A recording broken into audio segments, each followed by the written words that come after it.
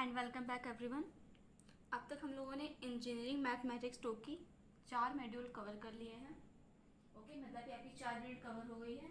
अगर आपने वो वीडियोस नहीं देखी हैं तो ऊपर आई बटन में आपको उस प्लेलिस्ट की लिंक मिल जाएगी, जहाँ से आप जाकर उन सभी वीडियोस को लाइन बाय लाइन देख सकते हैं। ओके, और जहाँ से कलर आपके थंबनेल के डिफरेंट होंगे, वहाँ से आपकी नई यूनिट स्टार्ट हो जाएगी। ओके, इससे आपको जानने में आसानी होगी कि कहाँ से हमारी दूसरी यूनिट स्टार्ट हो रही है।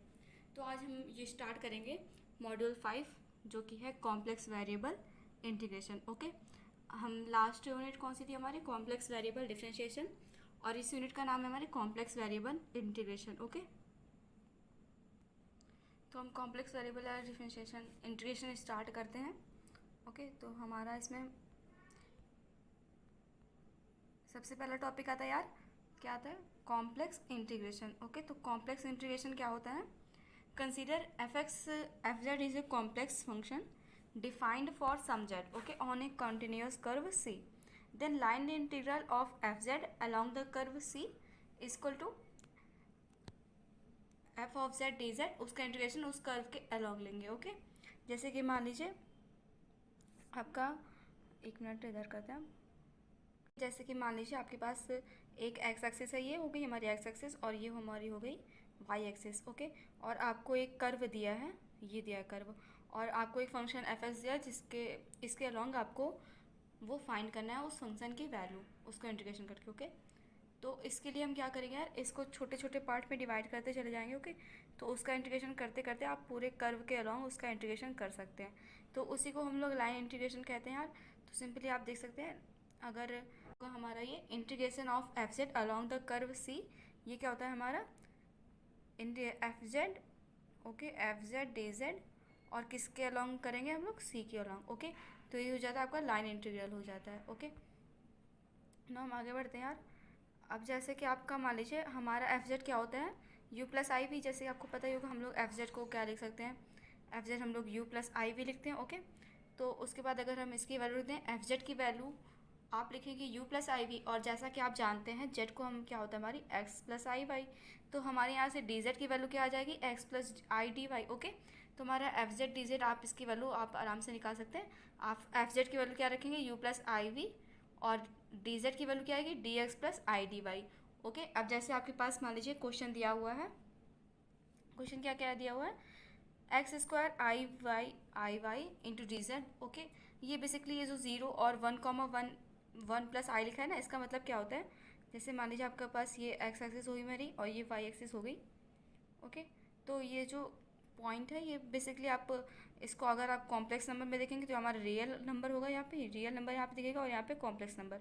ओके, तो हमें 0, 0 एक पॉइंट ये हो गया आपका, और ये 1, 1 प्लस आई मतलब एक 1, 1 पॉइंट है। ओके, 1, 1 आपका पॉइंट हो गया, ये पॉइंट हो गया आपका। ओके, बेसिकली इसका मतलब यही है कि आप वाई इक्वल टू एक्स के एक्सिस के अलॉन्ग जाकर आपको यहाँ से यहाँ तक उसका इंटीग्रेशन करना है, ये एफ ऑफ एक्स का। ओके, तो इसके लिए आप क्या करेंगे यार, आपको डी जेड की वैल्यू पता ही है। डी जेड की वैल्यू क्या होती है? D z equal to d x plus i d y. तो अगर आपको यहाँ से देखेंगे तो हमारी डी वाई की वैल्यू डी एक्स के बराबर आ रही है ना, वाई इक्वल टू एक्स दिया है, तो हमारी डी जेड की वैल्यू हो जाएगी d x plus i d y, और डी एक्स की जगह पे आप डी वाई की जगह पे डी एक्स ले सकते हैं। बेसिकली आपको इसको ये करना है, आपको यहाँ पे 2 वेरिएबल दिख रहे हैं, तो आपको इसको एक वेरिएबल में कन्वर्ट करके फिर आप नॉर्मल जैसे होता है इंटीग्रेशन, वैसे आप कर सकते हो। ओके, उसको जैसे कि आप इसको ओके, तो जैसे कि आप डी जेड क्या हो जाएगा हमारा? D x plus i d y. आप यहाँ पे बेसिकली डी एक्स को कॉमन ले लेंगे तो हमारा 1 प्लस आई हो जाएगा। ओके ना, हम आगे बढ़ते हैं। अब आप यहाँ पे क्या करेंगे? एक्स स्क्वायर माइनस आई एक्स हो जाएगा ना ये। ओके, तो हम जैसे कि आप देख सकते हैं वाई इक्वल टू एक्स की वैल्यू दी है, वाई इक्वल टू एक्स दिया है ना, तो आप यहाँ पे यही लिख देंगे एक्स स्क्वायर माइनस आई एक्स। ओके, और इंटू डी जेड की वैल्यू क्या है आपकी? 1 प्लस आई डी एक्स, आप उसकी वैल्यू आपने ये रख दी। फिर आप इसके क्रॉस में 1 प्लस आई आपको ये कॉन्स्टेंट होगा, तो ये 1 प्लस आई आप बाहर ले आएंगे, और फिर आप किसका इंटीग्रेशन करेंगे? एक्स स्क्वायर माइनस आई एक्स का। ओके, जब आप एक्स स्क्वायर माइनस आई एक्स का इंटीग्रेशन आपको इसका करना है। ओके, तो ये 1 प्लस आई आपका ये हो गया, ये आपका ये हो गया, और फिर एक्स स्क्वायर का इंटीग्रेशन क्या हो जाएगा? एक्स क्यूब माइनस 3, और उसको आपकी लिमिट क्या रखनी होगी? 1 to 0 एंड आई एक्स का इंटीग्रेशन क्या हो जाएगा, I into X square by 2। Okay, तो आपको अब बेसिकली उन दोनों की वैल्यू रख देनी है, एक बार 1 और एक बार 0। जब आप उसकी वैल्यू रख देंगे तो हमारा 1 प्लस आई आ जाएगा और इंटू ब्रैकेट में 1/3 माइनस आई बाई 2।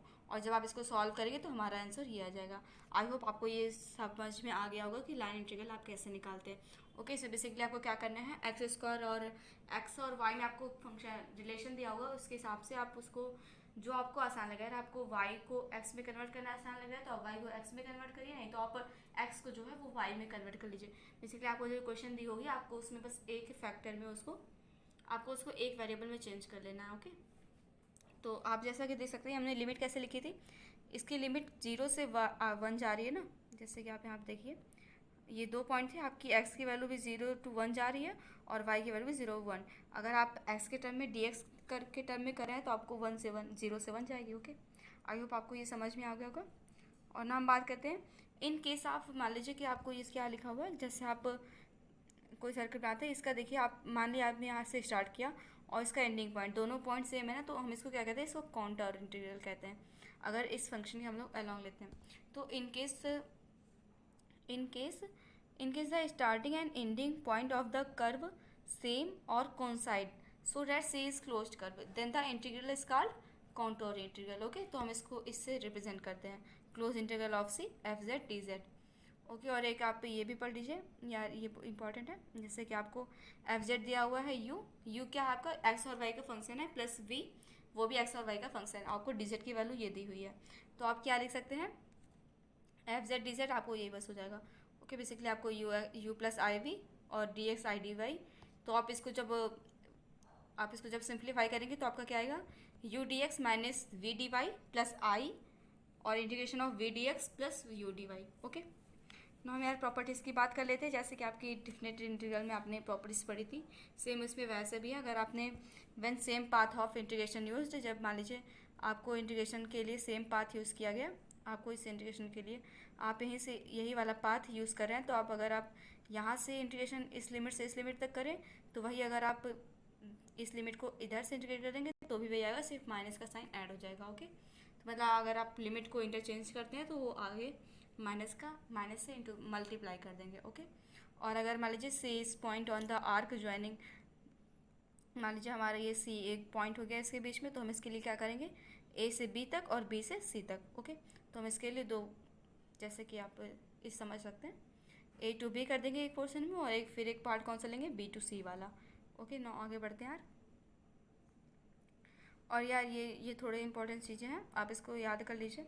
और अगर आपको इसका सॉल्यूशन चाहिए तो लिंक आपको डिस्क्रिप्शन बॉक्स में मिल जाएगी, तो आप ऊपर आई बटन में भी क्लिक करके देख सकते हैं। ओके, तो ये कैसे आया उसमें मैंने अच्छे से एक्सप्लेन किया हुआ है उस वीडियो में। ओके, तो इसमें क्या होता है, d z upon Z minus a of इसका काउंटर इंटीग्रल करेंगे तो हमारा क्या आएगी, इसकी वैल्यू 2 पाई आई।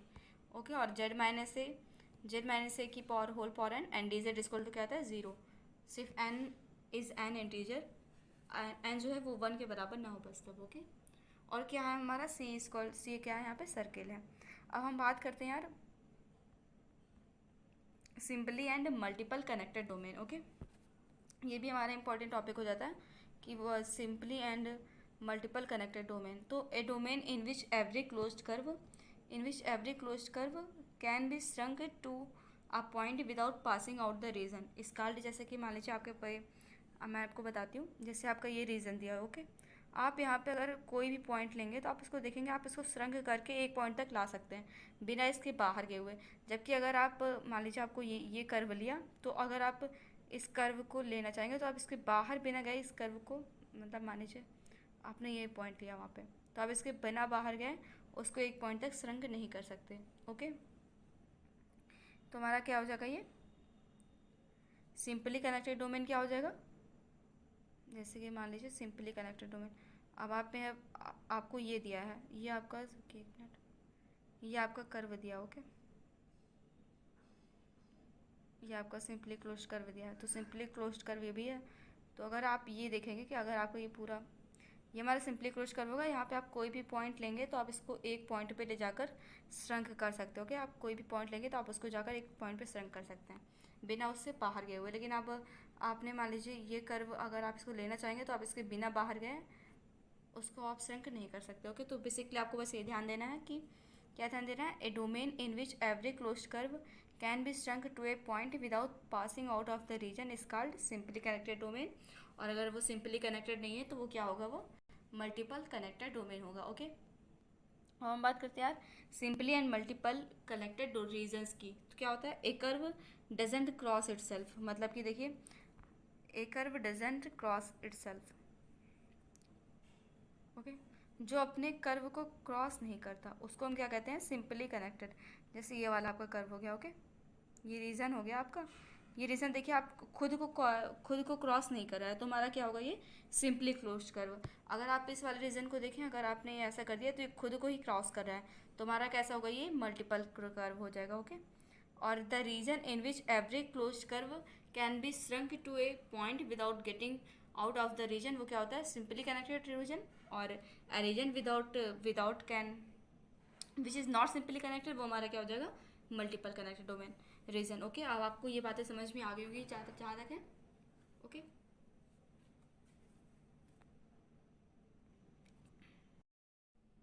हेलो। हाँ, तो फ्रेंड्स हम कुछ चीज़ों की बात कर लेते हैं। ये चीज़ें बहुत इंपॉर्टेंट है, जैसे कि आपको दे दिया गया कि मान लीजिए z minus z not equal to r. Okay, आपको पूछ लिया जाएगा ये क्या चीज़ है, तो आप उसको क्या कहेंगे, ये सर्कल है। ओके, तो अगर ओपन डिस्क के लिए क्या होता है, an open disc is defined as at set equal to d equal to, मान लीजिए आपका सेट है जेड बिलोंग्स टू सी और z minus z not equal to r. Okay, आपको मतलब याद रखना है बेसिकली कि ऐसे क्वेश्चन को हम क्या कहते हैं। और क्लोज डिस्क के लिए यहाँ पे ये मान लीजिए आपका क्लोज डिस्क कैसे होगा, जैसे मान लीजिए ये है, अगर हम इसके एक जो हमारा ये बाउंड्री पॉइंट है, अगर हम इसको भी इंक्लूड कर लेते हैं तो हम उसके भी ग्रुप को क्या कहेंगे, क्लोज डिस्क कहेंगे। और ओपन डिस्क कब होता है, जब हम ये जो बाउंड्री वाले पॉइंट होते हैं उसको एक्सक्लूड कर दें। ओके, याद रखिएगा। और उसके बाद हम बात करते हैं एनुलस की। ओके, एनुलस की बात करते हैं हम। तो एनुलस क्या होता है, ओपन एनुलस क्या होता है, R1 और R2, मतलब ये जो डिस्क होती है ओपन डिस्क आप लेंगे। मान लीजिए आपके पास दो ओपन डिस्क से मतलब आप यही बेसिकली समझ लीजिए, ओपन डिस्क का मतलब होता है ये डॉट डॉट करके। ओके, जैसे इट हो गया हमारा। अब इसमें आप अरे यार, मतलब बेसिकली आप समझ लीजिए डॉट डॉट करके। ओके, आपका ऐसे डॉट डॉट करके आपका जो ये बनेगा ओपन डिस्क ऐसे ही बनता है। ओके, ओपन डिस्क बनाकर और फिर एक R1 रेडियस का और एक R2 रेडियस का, जो हमारे पॉइंट होंगे R1 और R2 के बीच में, उन लोगों का जो ग्रुप होगा उसी को हम क्या कहते हैं, ओपन एनुलस। और क्लोज्ड एनुलस क्या होगा, वो हम जो बाउंड्री के पॉइंट होंगे उसको भी इंक्लूड करेंगे। ओके, तो क्लोज्ड एनुलस कब होगा, जब हम बाउंड्री के पॉइंट भी इंक्लूड करेंगे। ओके, ना हम आगे बढ़ते हैं यार, हम बात करते हैं यार नेबरहुड ऑफ ए पॉइंट। तो किसी पॉइंट का नेबरहुड क्या होता है, set of all point z which lie in the open disc denoted by n delta z not और जेड नॉट डेल्टा। ये मतलब आप इसको क्या कह सकते हैं, ये जो जेड नॉट है ये इसका ये रेडियस। ओके, इसका सेंटर हम मान लेते हैं ये हमारा सर्कल होगा और ये जेड नॉट पॉइंट पे होगा और इसका रेडियस डेल्टा रेडियस आप मान लेते हैं। ओके, नाउ देखिए जैसे, तो अगर आपसे पूछा जाए कि मान लीजिए कोई आपका पॉइंट है जेड नॉट, तो बताइए इसका नेबरहुड क्या होगा, तो आप इसके बाहर एक छोटी सी रेडियस का, मतलब मान लीजिए डेल्टा बहुत ही स्मॉल क्वांटिटी होती है जैसे कि आपको पता ही होगा, तो अगर इतनी रेडियस में जितने भी पॉइंट होंगे वो सब हमारे क्या होंगे, neighbourhood of A point. Okay, अब हम बात करते हैं डिलीटेड नेबरहुड। डिलीटेड नेबरहुड क्या होता है, अगर आप उसी पॉइंट को हटा दें, मतलब आप सारे पॉइंट जैसे कि आपने आप जैसे देखिए आपका पॉइंट है जेड नॉट। ओके, आपका मान लीजिए एक पॉइंट है जेड नॉट, अब इसके नेबरहुड क्या होंगे, अगर आप एक स्मॉल रेडियस का आप बना देते हैं, एक डिस्क बना देते हैं, तो इस डिस्क में जितने भी पॉइंट आएंगे वो हमारे क्या होंगे, नेबरहुड पॉइंट होंगे। और डिलीटेड नेबरहुड क्या होगा, आप अगर इसी में से जेड नॉट को आप एक्सक्लूड कर दो। ओके, देखिए आप लिखा हुआ है एंड, तो delta not and delta z not minus आप जेड नॉट पॉइंट को हटा देंगे तो हमारा क्या हो जाएगा, वो डिलीटेड नेबरहुड। ओके, ना हम आगे बढ़ते हैं यार, हम बात करते हैं यार कॉची इंटीग्रल थ्योरम की। Cauchy integral theorem. ओके, तो क्या होता है ये, if F z is an analytic function and f dash z is continuous at each point within and on the simple close curve c, then अगर हम उस f Z का उस कर्व के along close interval close integration लेते हैं तो हमारा ज़ीरो आता है। ओके, जैसे कि आपको देखना है, आपका मान लीजिए कर्व दिया, ओके, आपको ये कर्व दिया है और ये दिया हुआ है कि वो जो फंक्शन है वो हमारे जेड इसके अंदर जितने भी पॉइंट हैं, मान लीजिए आपके पास ये जितने भी पॉइंट हैं, उस पॉइंट पर वो हमारा कर्व जो है वो हमारा जो एफ जेड फंक्शन है वो एनालिटिक भी है, वो एनालिटिक फंक्शन भी है, एंड एफ जेड हमारा कॉन्टिन्यूस है 8 पॉइंट। तो हमारा जो इस कर्व के अलॉन्ग इसकी वैल्यू आप निकालेंगे एफ जेड डी जेड की, वो क्या आएगी 0। ओके, तो हमारा क्या होता है, अगर आप इसका मतलब समझें, एफ डैश जेड कॉन्टिन्यूस है, इसका मतलब क्या होता है, अगर एफ डैश जेड कॉन्टिन्यूस है इसका मतलब होता है कि F dash Z differentiable eight each point, और अगर डिफरेंशिएबल एट ईच पॉइंट है तो हमारा एफ जेड एनालिटिक फंक्शन होगा, और जब एनालिटिक फंक्शन है मतलब कि हमारा सी आर इक्वेशन को सेटिस्फाई करेगा। ओके, तो हमारा सी आर इक्वेशन क्या होती है, del u by del x equal to del u by del v by del y and del u by del y equal to minus del v by del x. Okay, ना आगे बढ़ते हैं यार। If f Z is an analytic function in a region r and p, okay, if f Z is an analytic function in a region r p r and p and q are the 2 points in r, मतलब आपके पास एक reason है, मान लीजिए ये आपका reason दिया हुआ है आर, और यहाँ पे आपको ये 2 पॉइंट दिए हैं पी एंड क्यू।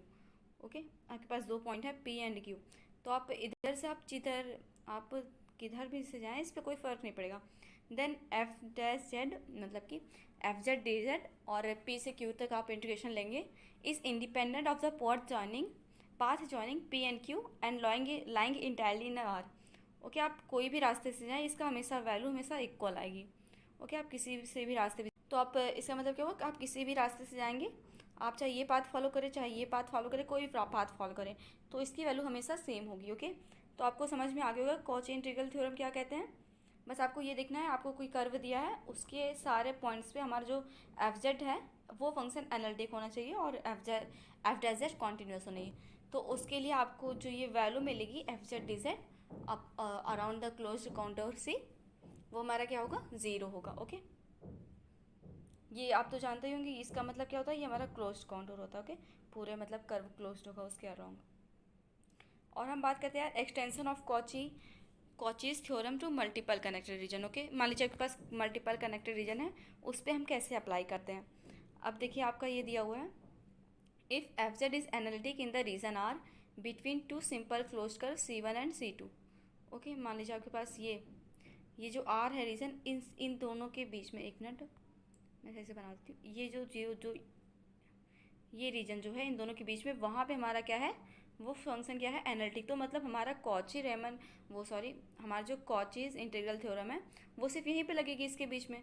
तो हम इसके लिए क्या करते हैं यार, इसके लिए आपको क्या करना होगा कि मान लीजिए हम इसको जो है वो थोड़ा सा कट कर लेते हैं, आप इसको भी एक क्लोज कर बना लीजिए, इसको भी क्लोज कर, या आप क्या करेंगे यहाँ से एक लाइन इसको तो तोड़ देंगे। ओके, तो जब इसको तोड़ देंगे और ये इसकी रेडियस क्या होगी, इससे बीच का गैप टेंस टू 0 होगा, बहुत ही छोटा होगा। तो आप क्या देखेंगे, आपका अब भी एक क्लोज कर्व बन जाएगा। ओके, तो आप जानते हैं कि इस क्लोज कर्व में जब यहाँ पे ये सारा एनालिटिक है तो इस वाले क्लोज कर्व में भी हमारा क्या होगा, एनालिटिक होगा। ओके, ये हो गया, ठीक है। अब इसके बाद आप क्या करेंगे यार, अब आपका यही बन जाएगा। देखिए ये जो था यही मैंने बना दिया, मतलब कि यहीं पे यहाँ पे हमारा क्या है, फंक्शन क्या है, एनालिटिक है। ओके, तो आप क्या करते हैं, क्या होती है extension of Cauchy's theorem to multiple connected reason.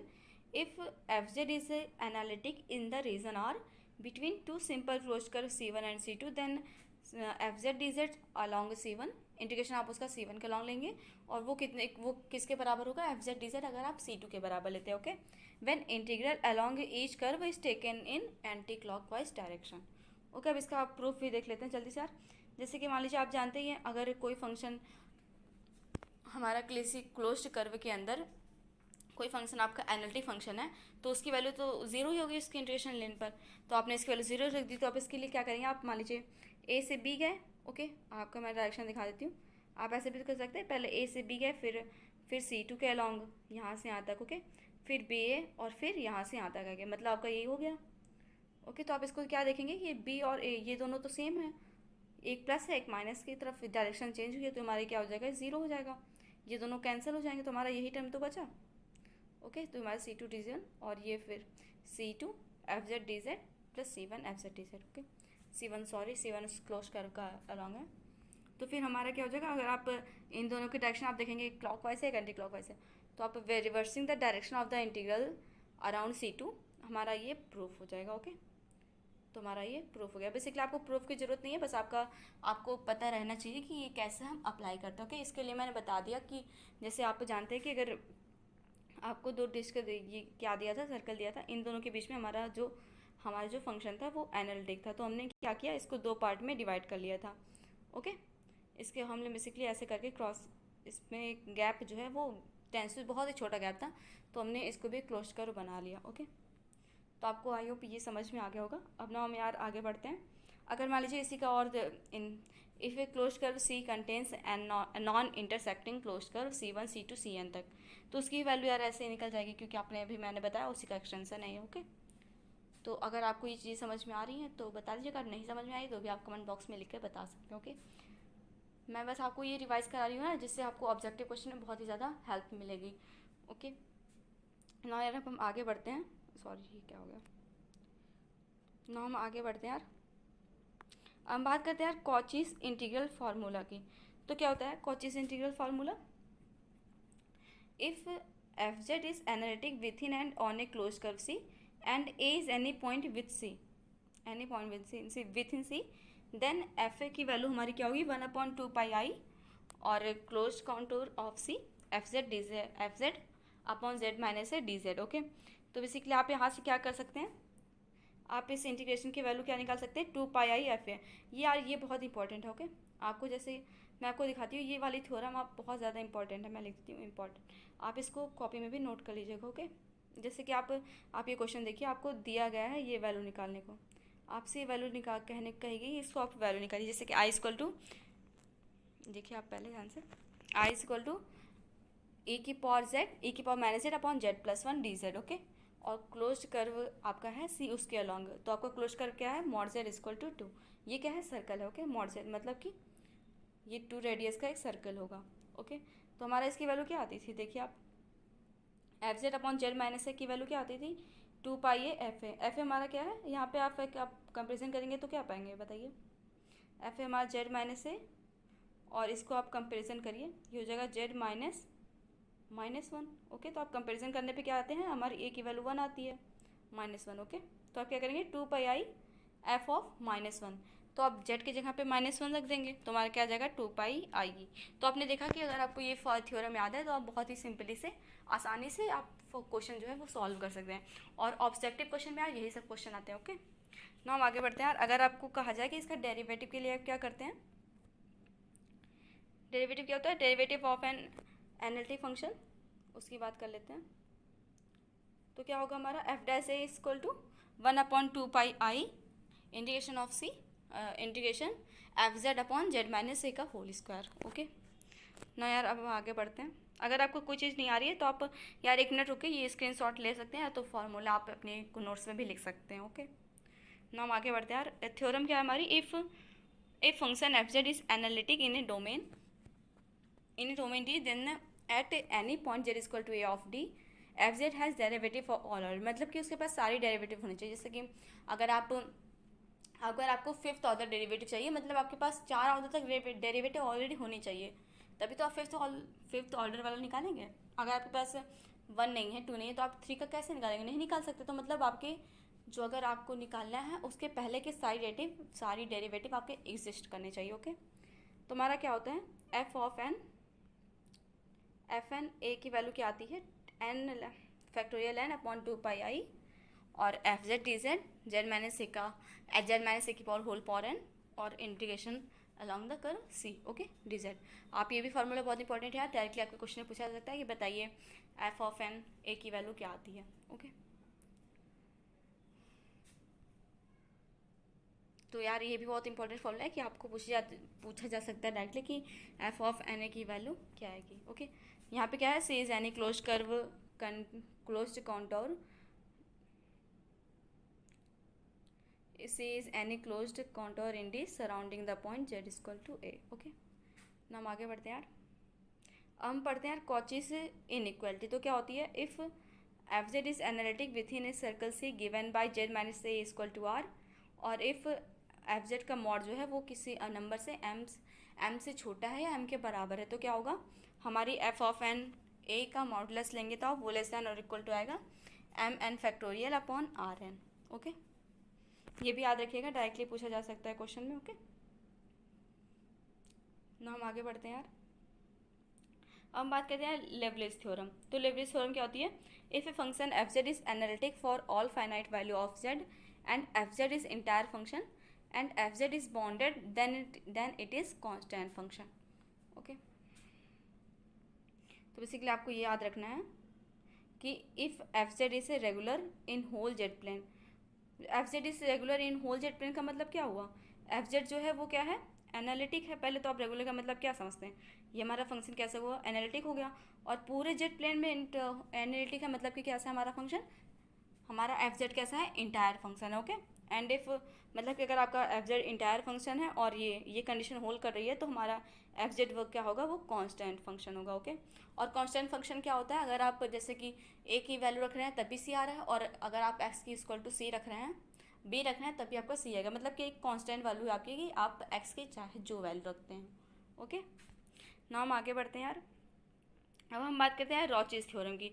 तो रॉचेस थ्योरम क्या होती है, if F Z and ji Z are analytic within and on a closed curve C and G dash का mod is less than F Z का mod on C, then F Z and F Z plus G Z have some number of zeros inside C. Okay, ऐसे पढ़ लीजिए रॉचेस theorem क्या है। मान लीजिए आपका कोई फंक्शन है F Z and D Z, तो आपके एनालिटिक फंक्शन है विथ इन एक क्लोज्ड कर्व सी, आपका एक क्लोज्ड कर्व सी दिया हुआ है, उसके अंदर f Z and ji z जो है आपको वो एनालिटिक फंक्शन है, एंड जी जेड का मॉड जो है वो एफ जेड के मॉड से कम है, then F Z and F Z आपका एक फंक्शन हो जाएगा F Z and F Z plus G Z have same number of zeros inside C, इन दोनों के जो जीरोज होंगे वो दोनों इक्वल, जितने इसके जीरोज होंगे उतने ही इसके जीरोज होंगे। ओके, अब हम बात करते हैं रिप्रेजेंटेशन ऑफ ए फंक्शन, ये आता है representation of a function by power series. Okay, तो ए सीरीज ऑफ द फॉर्म, जो इस फॉर्म की सीरीज लिखी होती है उसी को हम क्या कहते हैं, पावर सीरीज कहते हैं। ओके, और जिनके टर्म क्या होते हैं, वेरिएबल होते हैं, और जिसको हम इस प्रकार से रिप्रेजेंट करते हैं उन्हीं को हम पावर सीरीज कहते हैं। ओके, ना हम बात करते हैं यार ये तो छोड़िए, अब बात करते हैं हम यार टेलर सीरीज की। तो टेलर सीरीज क्या होता है, if F Z is analytic inside a circle C, inside a circle C with a centre at A, okay, then for all Z inside C F Z की value हमारी क्या आएगी, ये जो आपके दिए हुए हैं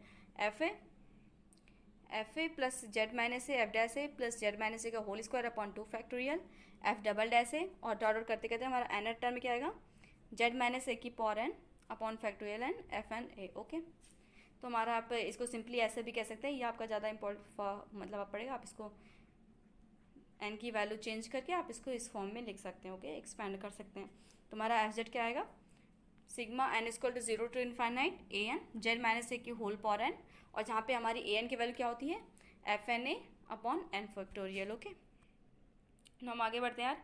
अब आप इसके पहला केस हमारा क्या आता है, z equal to A plus h आप रख दें, तो आप अगर z equal to A plus h रखेंगे तो आपकी वैल्यू क्या हो जाएगी, आप z equal to A plus h रखिए, अगर यहाँ पे आप जेड प्लस एच रखेंगे तो क्या होगा, F equal to A plus H equal to F of A plus H F dash A H square upon 2 factorial F dash A F double dash A, ऐसे डॉट करते ही आ जाएगा। Okay, तो basically आपको याद रखना है, आपको ज़्यादा कुछ नहीं करना है यार, बहुत आसान है ये।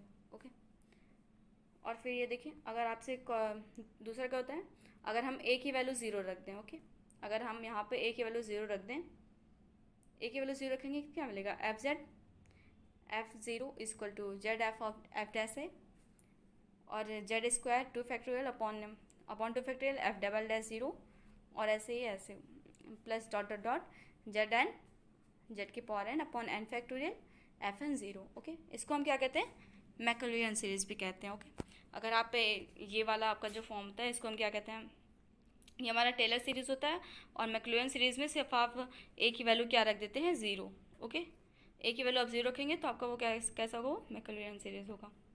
ना हम आगे बढ़ते हैं यार, हम बात करते हैं लॉरेंट सीरीज़ की। तो लॉरेंट सीरीज़ क्या होती है, if F z is analytic inside and on the boundary of the annular ring okay.